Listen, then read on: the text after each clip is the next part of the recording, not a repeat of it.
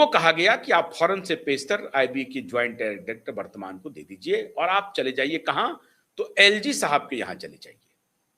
मतलब एलजी के दफ्तर को रिपोर्ट कीजिए, क्योंकि उनके संवैधानिक प्रमुख जो उनका जो इमीडिएट बॉस है वो एलजी ही होते हैं और होम मिनिस्ट्री वाया एलजी उनको आदेश देती है। तो एलजी का आदेश था और एलजी को कहीं और से आदेश था कि आप तत्काल प्रभाव से ये पदभार उनको सौंपिए और आप आ जाइए हमारे यहां। उन्होंने बिना वक्त गंवाए हुए कुर्सी हैंडओवर किया अनुराग कुमार को और चल पड़े एलजी साहब के ऑफिस में योगदान देने के लिए। योगदान ही कहा जाता है सरकारी भाषा में। तो श्रीमान कमिश्नर साहब सतीश गोलचा जी चल पड़े योगदान देने के लिए एलजी के कार्यालय और अनुराग कुमार ने त्वरित प्रभाव से दिल्ली के पुलिस कमिश्नर की कुर्सी संभाल ली और संभालते ही पहला ऑपरेशन जंतर मंतर पर हो गया। और अब दूसरा ऑपरेशन दूसरे दिन का, मतलब आज के लिए था दूसरा ऑपरेशन, कि पहला ऑपरेशन तो सक्सेसफुल हो गया, सोनम वांगचुक को उठा करके अस्पताल में भर्ती कर दिया, इलाज वहां जारी हो गया। लेकिन इस बीच उनकी पत्नी पहुंच गई हाई कोर्ट कि नहीं, उनको उठा करके आप मेदांता में करिए या अपोलो में करिए। हाई कोर्ट ने मना कर दिया, वो सरकारी अस्पताल में उनका इलाज चल रहा है। वहां भी पुलिस की मौजूदगी है, वहां भी इंटेलिजेंस का काम है और ये इंटेलिजेंस से ही आए हैं। और अभी तत्काल इंटेलिजेंस इनपुट के आधार पर पुलिसिंग की आवश्यकता है। लठैती के आधार पर पुलिसिंग की आवश्यकता नहीं है कि लठ लेके चले गए, हाँ जी किधर जा रहे हो, इधर जा रहे हो, उधर जा रहे हो, ऐसा नहीं होगा। अभी इंटेलिजेंस इनपुट के आधार पर है होगा, कौन जा रहा है, किससे मिल रहा है, क्या बोल रहा है, तो खुफिया जानकारी इकट्ठा करना, उसके आधार पर रणनीति बनाना, भविष्य की रणनीति बनाना कि इस घटना से कैसे आगे निपटा जाए। अब सोनम वांगचुक को उठा करके अगर अस्पताल में डाल दिया गया है और वहां मिलने वाले मुलाकातियों का तांता लगा हुआ है, कौन मुलाकाती जा रहा है, उसका इंटेंशन क्या है, उसकी पूरी सिक्योरिटी का इंतजाम और फिर सोनम वांगचुक का इंतजाम, उनके फैमिली का इंतजाम, उनके पत्नी की सिक्योरिटी का इंतजाम, ये सबका इंतजाम, इस सबके बारे में इंटेलिजेंस इनपुट इकट्ठा करना, उसके आधार पर रणनीति बनाना, ये दिल्ली के पुलिस कमिश्नर की पहली जिम्मेदारी हो गई। और दूसरी बड़ी जिम्मेदारी हाथ लग गई कि साहब दूसरे ही दिन कॉकरोच जनता पार्टी ने जो कॉल दिया है और उसमें जो देश भर के अपोजिशन के जो नेता वहां पहुंचे हैं, जिन्होंने कहा है कि आप चिंता मत कीजिए, हम भर देंगे। वो जो एक दलित नेता है रावण साहब, उन्होंने कहा कि आप चिंता मत करिए, सड़क खाली नहीं रहेगी, और आप प्रतीत भी हो रहा था सड़क खाली नहीं थी। तो अपोजिशन का समर्थन है कॉकरोच जनता पार्टी को, ये इंटेलिजेंस इनपुट भी है वर्तमान पुलिस कमिश्नर के पास। तो आज का प्रदर्शन काफी तगड़ा होगा, बड़ा होगा, कोई बलवा ना हो, कोई आगजनी ना हो, कोई ऐसी अप्रिय घटना ना हो, पत्थरबाजी ना हो, लाठीचार्ज तक सीमित हो, वाटर कैनन तक का इस्तेमाल किया जाए, लेकिन आगे कहीं गोलीबारी करने की स्थिति ना आ जाए। ये सब पुलिस के लिए सबसे बड़ी चुनौती होती है, पब्लिक ऑर्डर को दुरुस्त करना। पब्लिक ऑर्डर का मतलब होता है कि अगर पब्लिक डिसऑर्डर में है, पब्लिक हेवायर है, पब्लिक गुस्से में है, नाराज है, तो पब्लिक ऑर्डर को, डिसऑर्डर को ऑर्डर में लाना ये पुलिस की सबसे बड़ी जिम्मेदारी होती है। और उसमें उनकी चतुरता देखी जाती है, उसमें उनकी प्रत्युत्पन्न मति देखी जाती जाए कि वो कितने इंटेलिजेंटली स्थिति को संभालते हैं या स्थिति को बिगाड़ देते हैं। तो श्रीमान सतीश गोलचा जी केंद्रीय गृह मंत्रालय की नजर में इसके लिए उपयुक्त नहीं थे।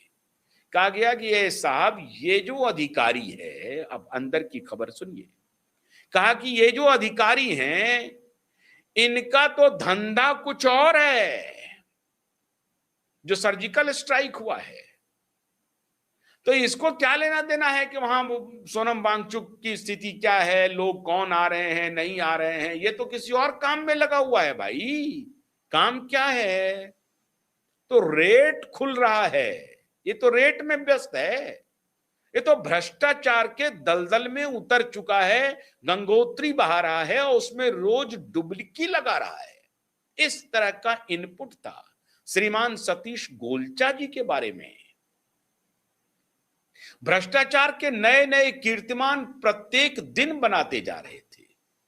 अब खबर आई, एक एक पुलिस स्टेशन के रेट कार्ड, और ऐसा नहीं है कि सतीश गोलचा जी के जमाने में हो गया, उन्होंने भ्रष्टाचार का नया कीर्तिमान जरूर बनाया, लेकिन इसके पूर्ववर्ती लोगों ने भी कीर्तिमान बनाए हैं और बड़े अच्छे कीर्तिमान बनाए हैं, बहुत बेहतरीन, बड़ा लाजवाब। एक थाना 1-1 करोड़ में बिका है साहब। यहां एक थाना का बिकने का मतलब क्या है? एक एसएचओ की पोस्टिंग जो हो रही है वहां पे, तो 1 करोड़ में हो रही है। अंदर की बात है, और ये पूरे देश भर में है। वैसे तो ध्यान रहे, पूरे देश भर में है, और हम और आप अनभिज्ञ भी नहीं है, अनजान भी नहीं है। अगर ऐसा सोचते हैं तो हम और आप बेवकूफ हैं कि नहीं नहीं ऐसा नहीं होता होगा। थाने कहां बिकते हैं? एसएचओ का जो अपॉइंटमेंट होता है वो बिकते कहां है? जिला कैसे बिकता है? जिला भी बिकता है, हाँ, मात्रा थोड़ी सी अलग हो जाती है। दिल्ली में एक थाना 1 करोड़ में बिकता है, राज्य में कोई जिला 1 करोड़ 2 करोड़ में बिकता है। मतलब सुपरिटेंडेंट ऑफ पुलिस की जो अपॉइंटमेंट होती है, या एडमिनिस्ट्रेटिव ऑफिसर डिस्ट्रिक्ट मजिस्ट्रेट का जो अपॉइंटमेंट होता है, वो 1 करोड़ 2 करोड़ 3 करोड़ में होता होगा जिला में। और अगर दिल्ली में यही डिस्ट्रिक्ट मजिस्ट्रेट का अपॉइंटमेंट होता हो, सुपरिटेंडेंट ऑफ पुलिस का अपॉइंटमेंट होता हो, तो उसका रेट थोड़ा बड़ा हो। और बड़ा का आधार यह हो रहा है कि जो पुलिस थाने बिक रहे हैं उसके रेट, जो खबर आ रही है हम लोगों के पास, और इन्हीं के महकमों से आती है खबर, कुछ ईमानदार पुलिस ऑफिसर होते हैं जो आपको बताते हैं कि ये रेट 50 लाख से 1-1 करोड़ तक चला गया है। कनॉट प्लेस जैसे थाने का रेट कहा जा रहा है, कहा जा रहा है। किसी ने हमको फोन करके नहीं कहा है कि ये देखिए मैं बैग ले जा रहा हूं 1 करोड़ रुपया, और सेंट्रल दिल्ली के आईपीएस ऑफिसर जो सुपरिटेंडेंट ऑफ पुलिस है उनको दे रहा हूं, और वो फिर आगे देंगे कमिश्नर को, कमिश्नर फिर कहां देंगे भगवान जाने।